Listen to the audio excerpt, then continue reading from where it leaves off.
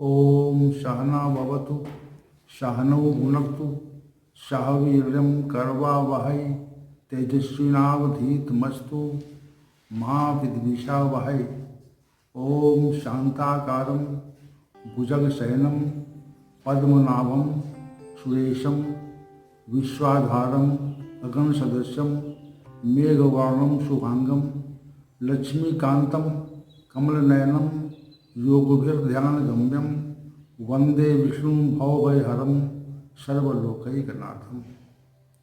त्वमादिदेवः पुरुषः पुराणः त्वमस्य विश्वस्य परं निधानं वेत्तासि वेद्यं च परं च धाम त्वया ततं विश्वमनन्तः। वायुर्यं अग्निर्वाणः शशाङ्कः प्रजापतिस्त्वं प्रपितामहश्च नमो नमस्तेस्तु सहस्रकृत्वा पुनश्च भूयोऽपि नमो नमस्ते। वसुदेवसुतं देवं कंसचाणूरमर्दनं देवकी परमानंदं श्रीकृष्णं वंदे जगद्गुरुं। भगवत गीता विश्व का सर्वाधिक उत्कृष्ट और अद्वितीय ग्रंथ है। भगवत गीता पर अपने समय के प्रकांड विद्वान मनीषियों, आचार्यों और अनेक दार्शनिकों ने अपने अपने भाष्य लिखे हैं और टीकाएं लिखी हैं। अपने समय के जो विशिष्ट विद्वान थे उन्होंने श्रीमद् भगवद गीता की व्याख्या की है और इससे ये स्पष्ट होता है कि भगवद गीता का जो विषय है, उसका जो ज्ञान है, वो सागर की तरह से बहुत ही विशिष्ट है, गहरा है और उसके ज्ञान का पार पाना असंभव है। ये प्रस्तुति भगवद गीता ज्ञान के संदर्भ में की जा रही है और आज से भगवद गीता का विषय आरंभ किया जा रहा है। हमारा जो प्रयास है कि भगवद गीता के ज्ञान के संदर्भ में आज के लोग, आज के जो मनीषी लोग हैं या विद्वान लोग हैं, सत्ता के शीर्ष पर जो बैठे हुए हैं अथवा न्यायपालिका के जो क्षेत्रों में कार्य कर रहे हैं अथवा शैक्षिक क्षेत्रों में कार्य कर रहे हैं और विशिष्ट क्षेत्रों में विश्व के अनेक क्षेत्रों में जो कार्य कर रहे हैं, वे सब भगवद गीता ज्ञान के बारे में विज्ञ हो सकें। ये देखा जा रहा है कि हम सभी भारतवासी भगवद गीता नाम की पुस्तक को तो जानते हैं, परंतु यदि आप किसी विशिष्ट और पढ़े लिखे व्यक्ति से यह कहें कि भगवद गीता में क्या है, क्या लिखा हुआ है, उसका विषय क्या है, तो संभवतः 100 में से एक आध लोग ही इस संदर्भ में कुछ बता सकेंगे। ये स्थिति बहुत ही निकृष्ट हो चुकी है। वस्तुतः श्रीमद् भगवद गीता का प्राकट्य भारतवर्ष में भगवान श्री कृष्ण के मुखारविंद से हुआ, ये हमारे लिए गौरव की बात है। परंतु ये विशिष्ट बात ये है कि उस अपने अद्वितीय ज्ञान के भंडार को हम सभी समय के साथ भूलते जा रहे हैं। ये स्थिति ये उत्पन्न हो गई है कि भगवद गीता के ज्ञान के विषय को जानने वाले लोग भी बहुत कम रह गए हैं और गीता का प्रचार प्रसार तो मेरे विचार से बहुत ही न्यून हो गया है। इसलिए आवश्यकता ये होती है, ये आवश्यकता अनुभव की जा रही है कि लोगों को जो हमारे राष्ट्र के आधार हैं, जो हमारे राष्ट्र का संचालन करते हैं, जो विशिष्ट विद्वान हैं, जो अत्यंत पढ़े लिखे लोग हैं, जिनका समाज में एक स्थान है, जिनके विचार से समग्र भारत का की सत्ता चलती है या उनका निर्देश होता है, वैसा कार्य होता है। तो ये प्रयास ये है कि वे सभी लोग भगवत गीता ज्ञान से परिचित हो सकें। इसलिए ये कार्यक्रम आरंभ किया जा रहा है और प्रतिदिन किसी न किसी विषय को लेकर के हम भगवत गीता ज्ञान की चर्चा करेंगे। परंतु यहाँ पर ये बताना अनिवार्य है कि ये संस्था जो भगवत गीता ज्ञान का प्रचार प्रसार कर रही है, इसके अंतर्गत दो तरह के कार्य हो रहे हैं। एक तो प्रकाशन कार्य अलग हो रहा है। आज तक वो भगवत गीता की सैकड़ों टीकाएँ लिखी जा चुकी हैं, परंतु यह 21 खंडों में प्रकाशित हो रहा भाष्य विशिष्ट है और आशा है कि सभी लोग इससे लाभान्वित होंगे। ये कृत्य वास्तव में अपने आप में अनूठा है, लेकिन हम इसको नहीं कर रहे हैं। ये श्री भगवान की कृपा से ही हो रहा है। भगवान की कृपा से ही भगवान के शब्दों को और उसकी व्याख्या को कर पाना संभव होता है। वैसे एक सामान्य जीव और अनभिज्ञ जीव जिसे कोई ज्ञान नहीं है, वो भगवत गीता ज्ञान की व्याख्या क्या कर सकता है। परंतु उनके अवलंबन से, उनके साथ से, उनके सहारे से और उनकी कृपा से, उनके शरणागत के भाव से हम भगवत गीता के संबंध में कुछ कह पाने में समर्थ होंगे, ऐसा हमारा विश्वास है। भगवत गीता ज्ञान के संबंध में चर्चा आरंभ हो रही है, इसलिए पहले मैं भगवान श्री गोविंद को कोटि सा प्रणाम करता हूँ और वो यहाँ उपस्थित हों, और ऐसा हमारा उनसे आग्रह है, उनसे प्रार्थना है, उनसे विशेष निवेदन है, वे उपस्थित होकर के हमें भगवत गीता ज्ञान की व्याख्या करने की समर्थता प्रदान करें, सक्षमता प्रदान करें। और ऐसा हमारा विश्वास है कि हमारी प्रार्थना पर वे अवश्य उपस्थित होंगे और आ करके भगवत गीता ज्ञान के प्रचार प्रसार में सहयोग करेंगे। उसके पश्चात मैं ज्ञान के अधिपति, ज्ञान के स्वामी भगवान शंकर का आवाहन करता हूँ, क्योंकि जो भी इस संसार में, इस ब्रह्मांड में ज्ञान है, जिसको हमारी बुद्धि ग्रहण करती है या जो भी ना ग्रहण करती है, जो हमारी ग्रहण शक्ति से बाहर है, उस समस्त ज्ञान के जो स्वामी हैं वो भगवान शंकर हैं, ऐसा हमारे शास्त्रों का कथन है, हमारे मनीषियों का, साधु संतों का ऐसा कहना है। इसलिए मैं भगवान शंकर का पुनः आह्वान करता हूँ और उन्हें प्रणाम करता हूँ कि वे पधारें और अपना आसन ग्रहण करें। आसन ग्रहण करने के पश्चात मुझे आशीर्वाद दें कि मैं भगवत गीता ज्ञान की व्याख्या कर सकूँ। इसके उपरांत यहाँ पर भगवत गीता ज्ञान के आरंभ करने के पूर्व मैं एक तथ्य और कहना चाहूँगा कि भगवत गीता असीम ज्ञान का भंडार है।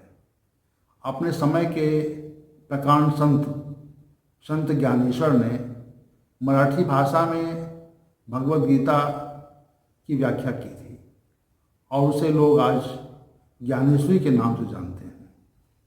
संत ज्ञानेश्वर ने भगवत गीता की जो व्याख्या की या जो टीका की या जो भाष्य किया, वो आज हिंदी में उपलब्ध है और उसका हमने अध्ययन किया। तो ये अनुभव हुआ कि जैसा भाष्य, जैसी टीका और जैसी व्याख्या संत ज्ञानेश्वर ने की, वैसी व्याख्या कर पाना असंभव सा प्रतीत होता है। वैसी व्याख्या कोई सिद्ध पुरुष ही कर सकता है। इसलिए हम उनके एक प्रकरण को यहाँ पर उद्धृत करना चाहेंगे। एक बार उन्होंने ये अपने आरंभ में ही लिखा है, भूमिका में ही लिखा है कि एक बार भगवान शंकर बहुत दिनों तक शांत भाव से बैठे रहे। कई दिवस बीत गए तो माता पार्वती ने उनसे पूछा कि भगवान आप शांत क्यों रहते हैं और किस विषय का चिंतन करते हैं। तो भगवान शंकर ने ये कहा कि मैं भगवत गीता के श्लोकों को पुनः पुनः स्मरण करता हूँ और स्मरण करके उसकी व्याख्या को, उसके अर्थ को जानना चाहता हूँ। परंतु भगवत गीता में भी जो श्लोक है, जो ज्ञान है, उसका हमें अंत नहीं मिलता और नवीन नवीन भाव प्रकट हो जाते हैं। तो ये भगवान शंकर का माता पार्वती से कथन है, ऐसा संत ज्ञानेश्वर ने लिखा है। और हमारा ये अनुमान है, हमारा ये सहज भाव से कहना है कि संत ज्ञानेश्वर ने जो अपनी भूमिका में इस तथ्य का उल्लेख किया है तो ये तथ्य विशिष्ट है और ऐसा ज्ञान का अद्भुत भंडार वस्तुतः भगवत गीता है, ऐसा कहना ही उचित होगा। अब भगवत गीता क्या है और इसमें किस प्रकार का ज्ञान है और उस ज्ञान की व्याख्या कैसे होगी, तो हमको ये प्रतीत होता है कि ये एक छोटी सी नाव के आश्रय से समुद्र की अथाह जलराशि को पार करने जैसा तथ्य है।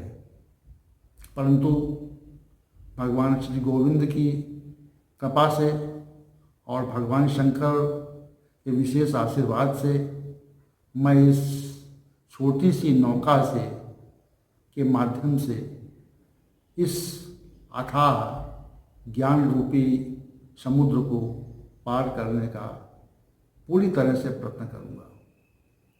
अब ये प्रश्न ये है कि भगवत गीता में किस विषय का उल्लेख है और उसका मुख्य विषय क्या है। इसलिए इस संदर्भ में मैं ये स्पष्ट कहना चाहूँगा कि भगवत गीता के दो विषय हैं। जो प्रमुख विषय है वह है मनुष्य को परमात्मा की अनुभूति कैसे हो, ये मुख्य विषय इसका है। और दूसरा जो गौड़ विषय है अर्थात मुख्य नहीं है, वो है कि मनुष्य अपने जीवन की यात्रा को किस प्रकार से पूरा करे और उसे कैसे अपने समग्र जीवन को जीना चाहिए। दो विषय हैं बस, और इन्हीं दो विषयों के आसपास, उसके निकट, उसकी सामयिकता में हम प्रकाश डालना चाहेंगे। परंतु सबसे जो विशिष्ट विषय है कि परमात्मा की अनुभूति कैसे हो, ये है मनुष्य जीवन का लक्ष्य भी है और ये भगवत गीता का प्रमुख उद्देश्य है। इसको अनेक विद्वान कहते हैं कि मुक्ति कैसे प्राप्त होगी, कैसे मोक्ष मिलेगा, इस विषय का भगवत गीता में उल्लेख है। या परमात्मा की अनुभूति कैसे होगी, परंतु परमात्मा की अनुभूति हुए बिना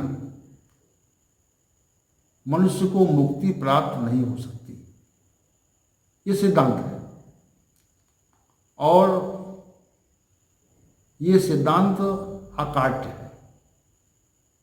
मुक्ति का क्या अभिप्राय है, तो मनीषियों ने और शास्त्रों ने ये कहा कि जो जीवन चक्र है वह पुनः जन्म लेना, पुनः मृत्यु को प्राप्त हो जाना, अनेक योनियों में भ्रमण करना, अनेक प्रकार के सुख दुख का अनुभव करना, इन सब से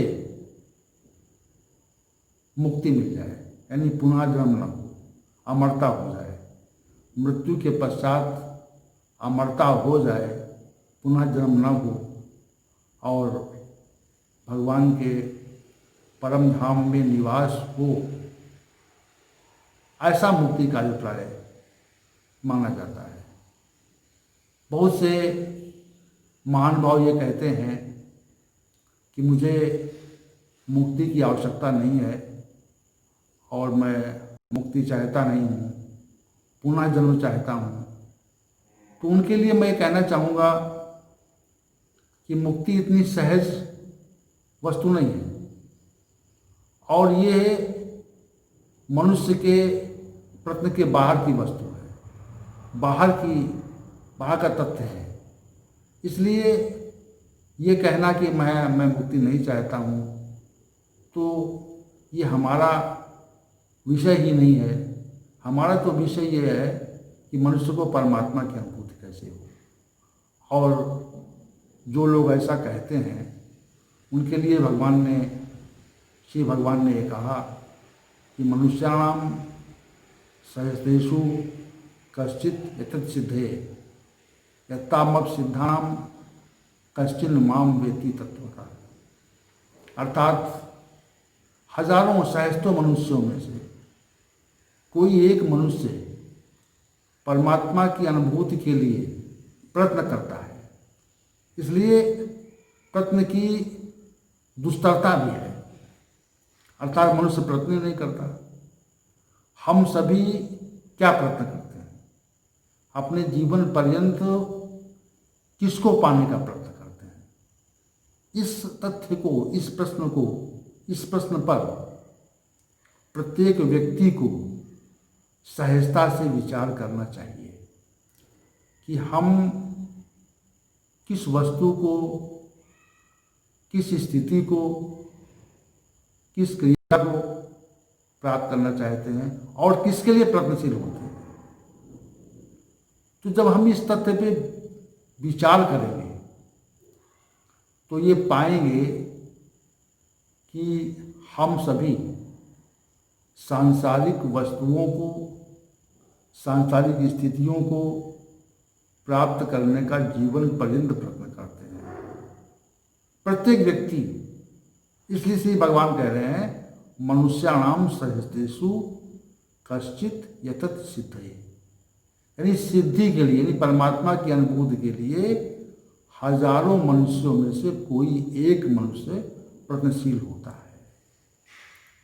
तो जब हम समाज में देखेंगे या हमारे जो आसपास लोग हैं, हमारे जो सानिध्यता में लोग हैं, मनुष्य हैं, उनके बारे में जब हम विचार करेंगे कि ये मनुष्य किसके लिए प्रयत्न कर रहा है, तो हमको ये तथ्य स्पष्ट रूप से ज्ञात हो जाएगा कि मनुष्य परमात्मा की अनुभूति के लिए प्रयत्न नहीं करता, वरन धन, संपत्ति, ऐश्वर्य, प्रतिष्ठा, पद और विषयों के उपभोग के लिए प्रयत्न करता है।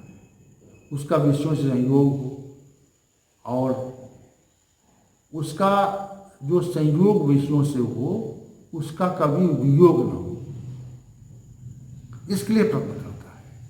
तो ये प्रयत्नशीलता अधिकांश मनुष्यों की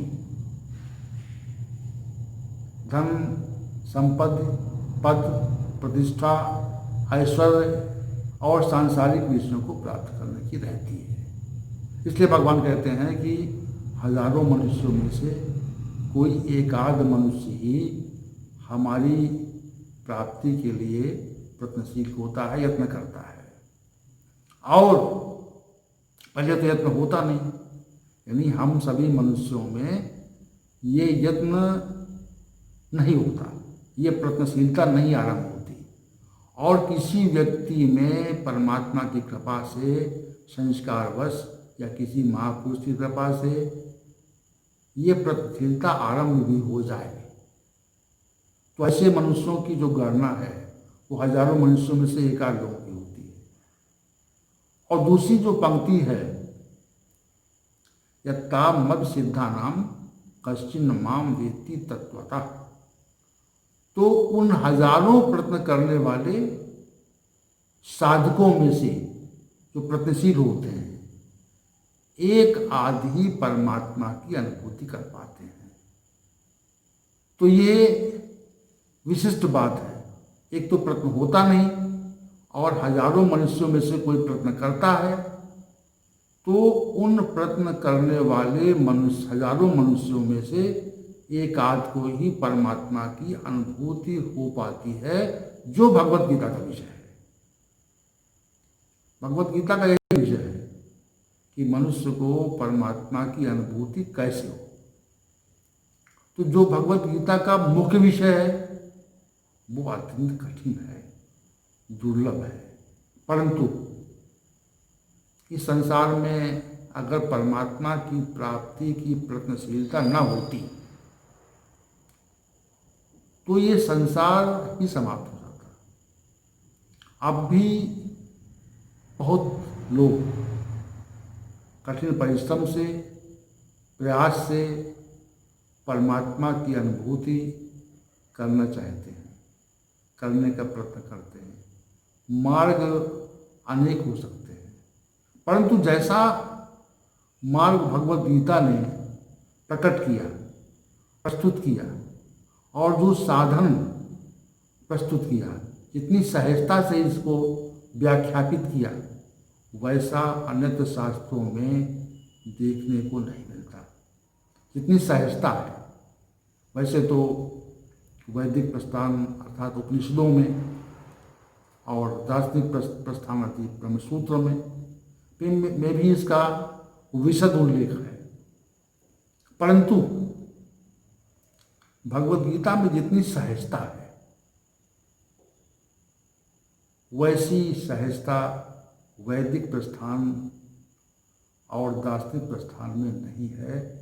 इसका अनुभव आप तब कर पाएंगे जब आप भगवद गीता का अध्ययन करेंगे और उपनिषदों के साथ साथ ब्रह्म सूत्र का भी अध्ययन करेंगे। इसलिए हमारा जो प्रयास है वो भगवद गीता ज्ञान के आश्रय से मनुष्य को परमात्मा की अनुभूति करा देने का है, सहजता सिखा देने का है। क्योंकि दार्शनिक प्रस्थान उपनिषद, जिन्हें वेदों का अंतिम भाग कहा जाता है, वेदांत कहा जाता है, और खड़ दर्शन का जो मुख्य आधार ब्रह्मसूत्र है, अथवा बहुत से लोग अधिक प्रवृत्ति के कारण योग दर्शन की ओर भी उन्मुख है। तो ये जो क्रियात्मक तथ्य है, ये जो अष्टांग योग का साधन है, ये वस्तुतः अष्टांग योग का जो साधन है वो प्रवृत्ति परक है। इससे मनुष्य को परमात्मा की अनुभूति सहजता से नहीं होती। इसलिए हमें भगवद गीता ज्ञान का आश्रय लेना पड़ता है। तो हमारा कथन ये है कि कोई कार्य सहजता पूर्वक हो जाए तो उचित है, या कठिनता पूर्वक हो जाए तो उचित है।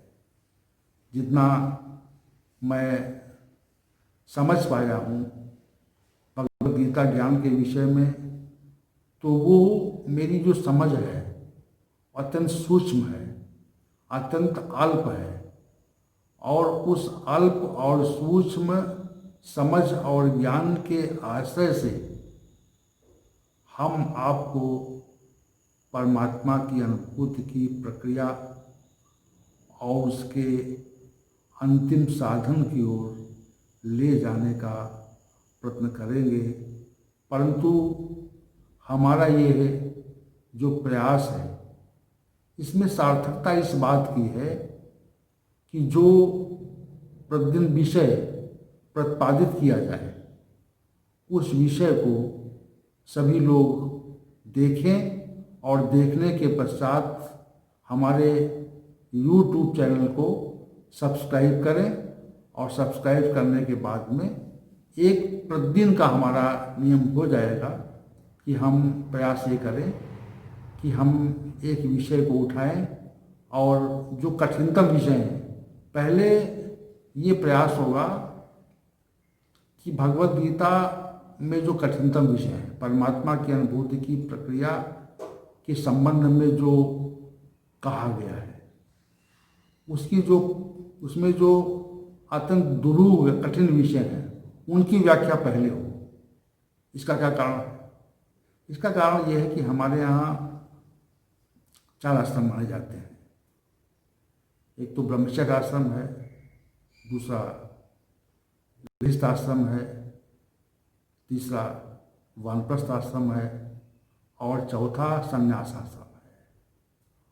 तो संन्यास आश्रम का जो प्रमुख उद्देश्य है, वैसे तो उद्देश्य सभी का है, संन्यास आश्रम का प्रमुख उद्देश्य है, प्रमुख जो कार्य है, वो संसार से विरक्त होकर के परमात्मा की अनुभूति कराने के लिए विशेष प्रगतिशीलता रहे। इसके लिए संन्यास आश्रम की अवधारणा की जाती है। और हमारे यहाँ जो पूज्यपात सन्यासी होते हैं, उन्हें बहुत सम्मान दिया जाता है। इसलिए दिया जाता है कि वे संसार की क्रियाशीलता को त्याग कर, उसका परित्याग करके परमात्मा की अनुभूति की प्रक्रिया में संलग्न हो गए हैं।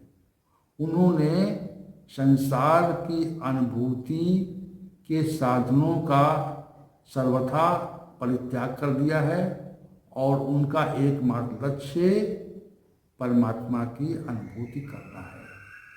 इसलिए पूज्यपात सन्यासियों को यह जहाँ भी जाते हैं उनका पहला सम्मान होता है। हर व्यक्ति उनको सम्मानित करता है और साथ में ही उनकी जो आवभगत होती है, उनका आदर सम्मान होता है, वो किया जाता है। वस्तुतः सन्यासी जो है वो भगवान का प्रतिरूप होता है और हम सभी भगवान की तरह से ही उनकी पूजा उपासना करते हैं। इसलिए भगवद गीता ज्ञान का जो प्रचार प्रसार है, उसमें सबसे पहले सर्वप्रथम जो अधिकार है वो पूज्यपात सन्यासियों को है। इसलिए उन प्रकरणों की विशिष्ट व्याख्या प्रस्तुत की जाएगी सर्वप्रथम जो परमात्मा की अनुभूति की प्रक्रिया से संबंधित है और विशेष रूप से है। एक तथ्य और कहना चाहूँगा कि ये समग्र सृष्टि त्रिगुणात्मक है। सत्वस्तम 3 गुण और 3 गुणों से ही समस्त प्रकृति में प्रवृत्ति हो रही है। जो कुछ कार्य आपको दिख रहा है, ये सत्वस्तम का ही एक प्रतिरूप है। तो सबसे बड़ी बात यह है कि जब तक मनुष्य सत्व का, रज का, तम का अतिक्रमण नहीं करता, अर्थात त्रिगुणातीत नहीं होता, तब तक उसकी जो क्रियाएं होती हैं वो गुणों के अधीन मानी जाती हैं। इसलिए त्रिगुणातीत स्थिति प्राप्त करने के लिए सर्वप्रथम व्याख्या होगी और त्रिगुणातीत मनुष्य का लक्षण क्या है, इस विषय पर विशेष व्याख्या करेंगे। और इसमें जो प्रकाशम चा प्रवृत्तिम चा मोहमेव चा पांडव न दृष्टि संप्रवर्तान निवर्तान कांक्षति, इस प्रकरण में जो श्लोक हैं उनकी प्रथम व्याख्या करेंगे, क्योंकि यही श्लोक त्रिगुणातीत होने की स्थिति के हैं। और वास्तविक तथ्य ये है कि जब तक सत्वगुण का कार्य रूप प्रकाश और ज्ञान, रजोगुण का कार्य रूप प्रवृत्ति और तमोगुण का कार्य रूप मोह जब तक समाप्त नहीं होता, तब तक मनुष्य को परमात्मा की अनुभूति नहीं होती। एक तथ्य और, जब तक रज और तम शांत नहीं होते, सत्व प्रबल नहीं होता। सिद्धांत ये है कि 2 गुण शांत होंगे तो एक प्रबल होगा, एक प्रभावी होगा। सत्व प्रबल होगा, रजतम शांत होंगे। रज प्रबल होगा, सत्वम शांत होंगे।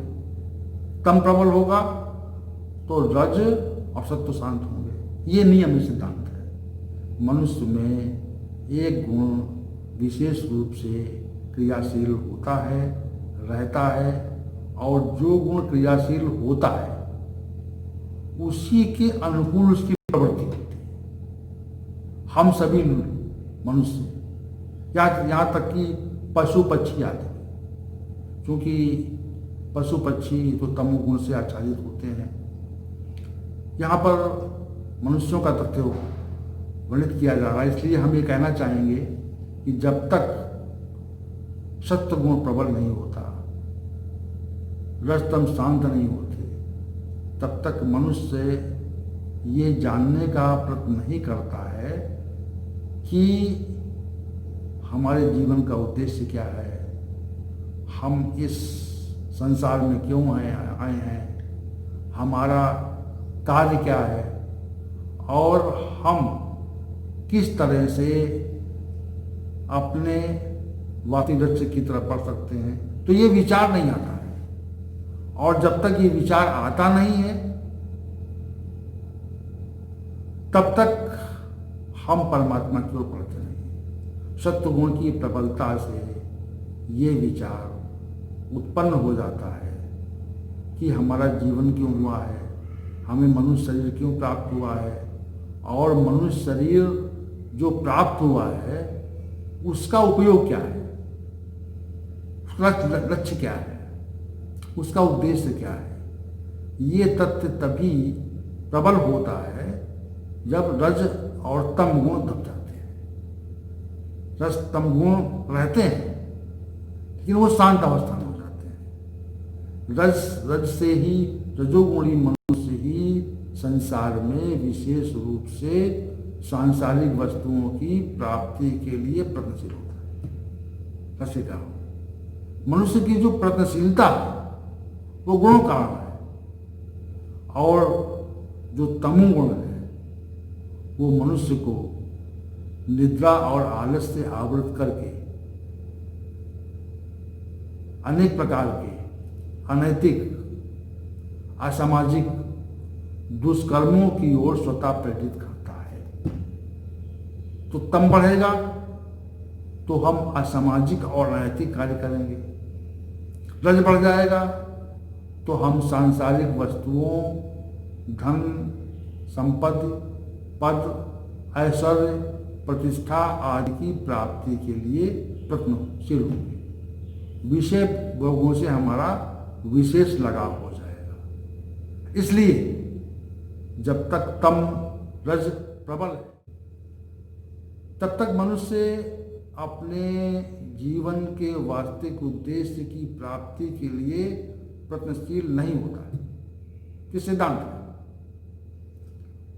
तो प्रत्येकता कब होती है, रजतम दबेगा, सत्व प्रबल होगा, तब ये मनुष्य में ये विचार आता है कि हम इस पृथ्वी लोक पर आए हैं और इस पृथ्वी लोक पर हमारा आने का उद्देश्य क्या है। ये विचार आता है कि हम मालूम नहीं कहाँ से प्रकट हो गए और धीरे धीरे हम वृद्धावस्था की ओर उन्मुख होकर के मृत्यु की ओर बढ़ रहे हैं। इसलिए मृत्यु आने के पूर्व इस संसार से हम विलुप्त हों, इसके पूर्व हम परमात्मा की ओर बढ़ जाएं, उसकी अनुभूति कर लें। ये विचार तभी आता है जब मनुष्य में सत्वगुण की प्रबलता हो जाती है, और सत्वगुण की प्रबलता होगी नहीं तो ये विचार नहीं आएगा। ये सिद्धांत है, ये नियम है। तो हमारा जो ये कार्यक्रम है कि भगवत गीता के ज्ञान का प्रचार प्रसार हो, लेकिन पहला जो कदम होगा वो कदम उन लोगों के लिए होगा जो परमात्मा की वास्तविक अनुभूति करना चाहते हैं और साधना के पथ पर चल चुके हैं। इसलिए ये जो गीता ज्ञान का प्रचार प्रसार आरंभ हो रहा है, प्रतिदिन जो आरंभ होकर के और सोशल मीडिया के माध्यम से आप तक पहुंचेगा, तो इसका एक उद्देश्य ये है कि हम सभी परमात्मा की अनुभूति की प्रक्रिया को समझ लें। एक बात यहाँ पर और कहना चाहूँगा कि हम सभी जो कोई हो ये विचार करे कि हमारा जो प्राकट्य इस पृथ्वी लोक पे हुआ है वह किसी व्यवस्था और नियंत्रण के अधीन हुआ है। कोई व्यवस्था करने वाला है और हम धीरे धीरे शनै शनै बाल्यावस्था, किशोरावस्था, युवावस्था से आगे बढ़ते हुए प्रौढ़ावस्था, वृद्धावस्था में आकर के और मृत्यु के सागर में, मृत्यु की गोद में खो जाते हैं। हमारे जो अनेक साथी हैं, जो अनेक सहयोगी हैं, वे इस मृत्यु की गोद में खो चुके हैं। उनका कोई अता पता नहीं है और हम उनसे मिलना भी चाहें तो हम उनसे नहीं मिल सकते।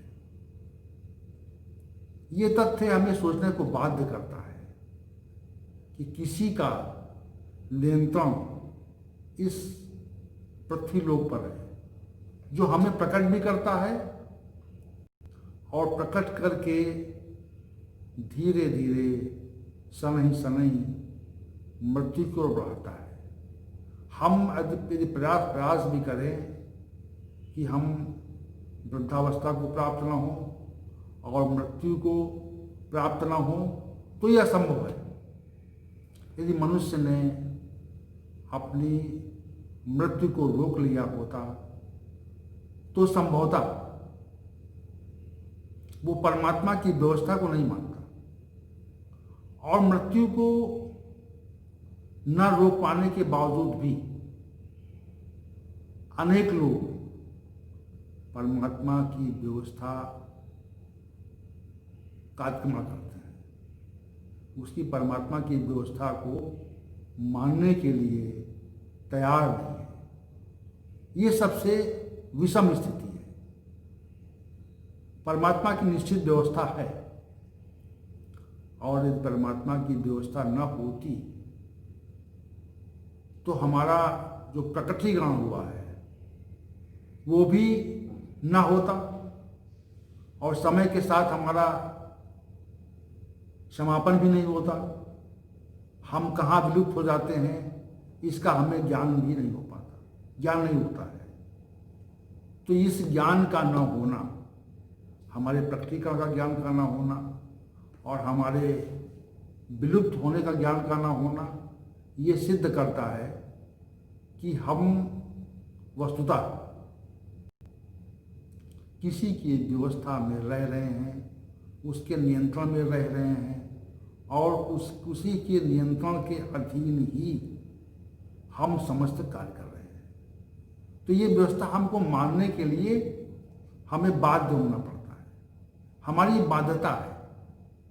और यदि बाध्यता न होती तो संभवतः हम और अधिक अतिक्रमणवादी हो जाते और लोगों को इस पृथ्वी लोक पर जीवित न रह देते। अब आप ये भी देखते होंगे कि संसार में कितनी अशांति है और अशांति का कारण एक ये है कि हम उस परमात्मा की व्यवस्था को, उसका जो नियंत्रण है, उसको मानना और स्वीकार करना नहीं चाहते हैं। जब स्वीकार करना नहीं चाहते हैं तो हम इस पृथ्वी लोक पर अशांति उत्पन्न करने का प्रयास करते हैं। ये विशिष्ट बात है। इसलिए भगवत गीता ज्ञान की व्याख्या के इस विशेष सत्र में हम भगवत गीता के प्रत्येक विषय को छूने का प्रयास करेंगे, परंतु इस छूने के प्रयास में सर्वप्रथम जो अधिकार है वह सन्यासियों को है और उन साधकों को है जो वस्तुतः परमात्मा की अनुभूति की प्रक्रिया को निश्चित रूप से संपादित करने के लिए प्रयत्नशील है और उनकी प्रयत्नशीलता सार्थक हो, इसके लिए हमारा प्रयत्न है, हमारा पूरा प्रयास रहेगा कि भगवत गीता ज्ञान के आधार पर हम भी इस संसार से मुक्त हों और हमारे साथ में जो छोटी नाव भगवत गीता ज्ञान की जो नौका है उसमें जो बैठ जाएं, वे भी संसार सागर से मुक्त हो सकें। ऐसा हमारा विश्वास भी है, दृढ़ विश्वास है और हमें पूरा परमात्मा की कृपा का भरोसा भी है। वो भगवान श्री गोविंद प्रकट हो करके हमें गीता ज्ञान की व्याख्या के लिए कुछ विचार देंगे। यहाँ पर एक बात और मैं कहना चाहूँगा कि भगवत गीता ज्ञान की व्याख्या में जो विचार वक्ता प्रकट करता है वह उसके विचार नहीं होते। हम जब अपनी बुद्धि का प्रयोग करके भगवत गीता ज्ञान की व्याख्या करना चाहते हैं तो वास्तविक व्याख्या होती भी नहीं। और जब हम शरणागत भाव से कि भगवान हमें थोड़ा सा विवेक दो या हमारी बुद्धि में आप समाहित हो जाओ और हमारे मन में उन विचारों को प्रकट करो जिससे लोगों का कल्याण हो सके, इस भाव से जब प्रतिनिधिता होती है तो वो सार्थक भी होती है। क्योंकि सारा जो आश्रय है, समस्त जो कृपा है, समस्त जो दया है, वो उस भगवान की ओर से ही आती है, वैसे नहीं आती। इसलिए हम उस परम दयालु भगवान श्री गोविंद से ये प्रार्थना करेंगे कि वे भगवत गीता ज्ञान की व्याख्या के लिए हमारे मन में ऐसे विचार दें जिससे हमारा भी भला हो सके और लोगों को भी भगवत गीता ज्ञान का उचित प्रयास, उचित प्रसाद मिल सके, जिससे वे ज्ञान में तृप्त हो सके। क्योंकि तृप्ति संसार का विषय नहीं है, संसार में संतृप्ति नहीं है, संसार में तो प्यास ही प्यास है। संसार में अतृप्ति है और इसी अतृप्ति की संतृप्तता के लिए मनुष्य प्रयत्न करता है। इसलिए हम प्रयत्नशील होते हैं। भाई कोई व्यक्ति प्यासा है तो वो प्यास के निवारण के लिए प्रयत्न करता है, ये तथ्य स्पष्ट है। और यदि मनुष्य में अतृप्तता है तो वो उसकी संतृप्तता के लिए प्रयास करेगा और जब तक तृप्ति होती नहीं तब तक मनुष्य अतृप्त रहता है और प्रगतिशील रहता है। इसलिए भगवत गीता ज्ञान के माध्यम से हम संतृप्ति का प्रयास करेंगे, क्योंकि संसार में अतृप्तता ही है। एक विषय का उपभोग हम करते हैं, हम मान लीजिए कि प्रतिदिन भोजन करते हैं और भोजन करने के उपरांत कुछ समय के पश्चात ही हमें पुनः क्षुधा का आभास होता है और उस क्षुधा के निवारण के लिए हम पुनः प्रयत्न करते हैं। ये संसार का नियम है। इसी प्रकार विषयों की भी क्षुधा है कि विषयों की क्षुधा के निवारण के लिए मनुष्य प्रयत्न करता है और इसी प्रयत्नशीलता में उसका जीवन समाप्त हो जाता है। ये तथ्य विशेष है, क्योंकि हम विषयों में सुख खोजते हैं और सुख खोजने के प्रयास में ही हमारा जीवन चला जाता है। जहाँ सुख मिलने की संभावना होती है या जहाँ सुख मिलता हमें प्रतीत होता है, उधर हमारी प्रवृत्ति हो जाती है।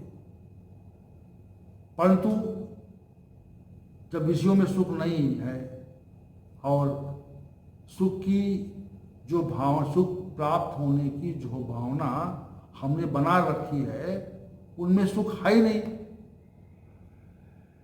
इसलिए मनुष्य जीवन पर्यंत अतृप्त प्यासा रह करके सांसारिक विषयों में, वस्तुओं में, क्रियाओं में सुख खोजने के लिए प्रयत्न करता है और प्रयत्न करने के पश्चात उसका समापन भी इसी प्रकार हो जाता है। हम अतृप्त होने के कारण पुनः जन्म लेते हैं और पुनः जन्म लेकर के हम संसार में सुख खोजने का प्रयत्न करते हैं, अतृप्त रहते हैं। अतृप्त रह करके जो प्रतीलता हमारी है वो जीवन पर्यंत इसी में रहती है। परंतु इसी विषय पर हमें ये विचार करना चाहिए कि हमें संसार में सुख नहीं मिला तो फिर सुख कहाँ पे है? तो जहाँ पर सुख है,